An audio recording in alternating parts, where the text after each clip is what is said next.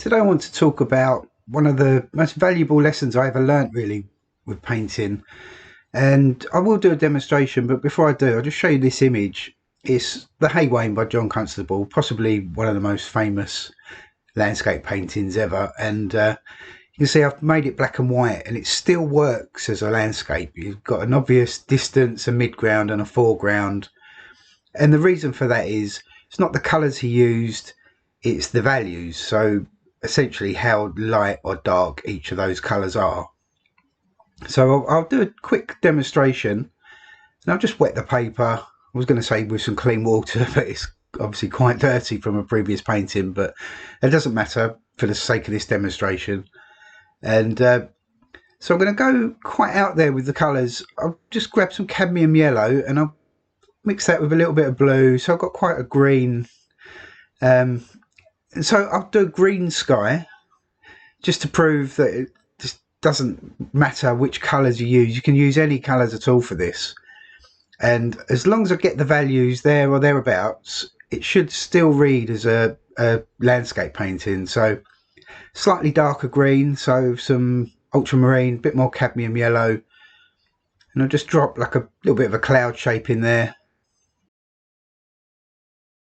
And so, like I said, you can use any colours. You could do a purple sky or anything like that. It doesn't make any difference at all, but just concentrate on getting the lights and the darks correct.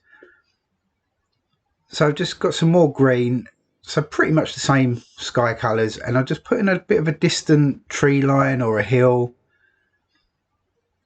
And the most important thing is that it's light in value, and so that should help it recede off into the distance. And so I'm just going to grab a little bit of cadmium red, I think now, and I'll put in a little bit of land. So green sky, bit of red land, and just bring that across. And I think I'll turn it into a bit of a river scene, so a little bit more red, and make the red a little bit darker in the foreground.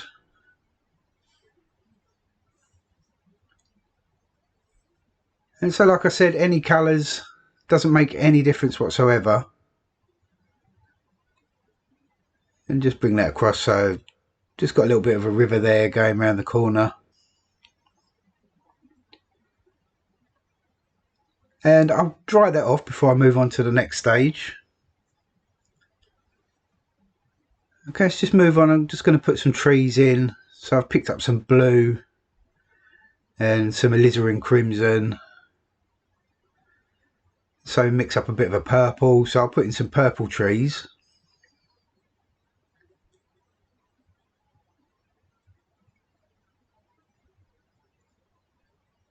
And so I have a tree sort of in the sort of foreground, midground. And I want some trees going off into the distance as well. So similar colours, but just lighter in value. And I'll put that next to it. And you can see when they're next to each other, the tree on the right sort of pushes further off back into the distance.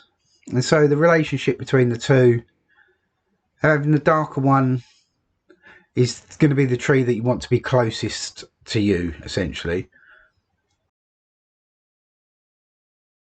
So just bring that tree all the way down just to meet the red grass there.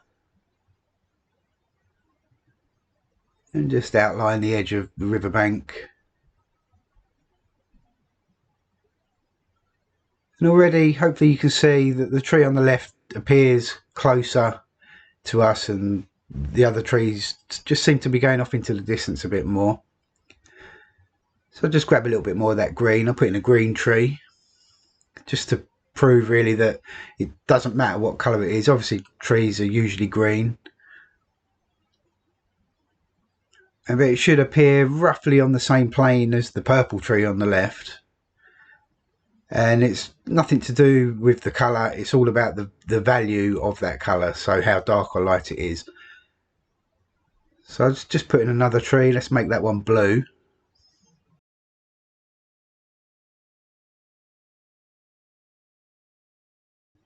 And I'll just bring that all the way down.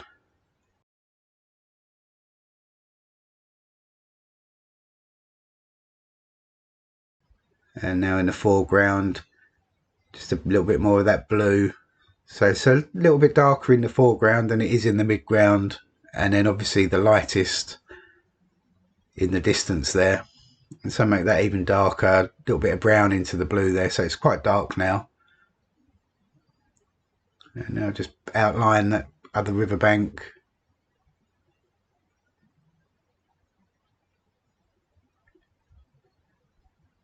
I'll just switch brushes and just put some trunks in the trees. And still thinking along the same line, so this tree's closest, so I'll make the branches and the trunks darker. And same with the tree on the right hand side. They're roughly on the same plane, so keep them similar in value.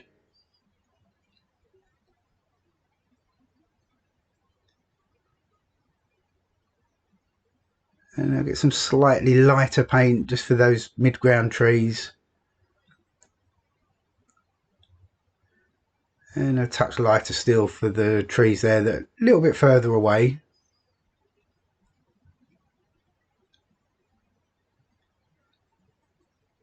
And so I've used, essentially, I mean, you could say it's the wrong colours, but as long as the values are right, it should still read as a landscape painting with distance and depth. And so put some reflections in, use some of the red paint for the reflections.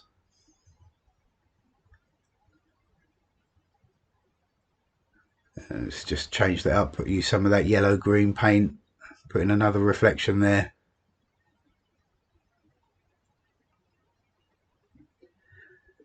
And so basically I'm always thinking, you know, if I was painting an autumnal scene, I may use oranges and browns, or a summer scene, maybe some more vibrant greens. But still, the most important thing is just thinking about the value and just to how to achieve depth in a painting. So, like I said before, your lighter tones in the distance, and then just getting progressively darker as we come closer. And that will automatically create the illusion of depth. So just add a few darks to the bottom of that tree, and that also helps to push the green tree next to it, helps just to push that back a little bit.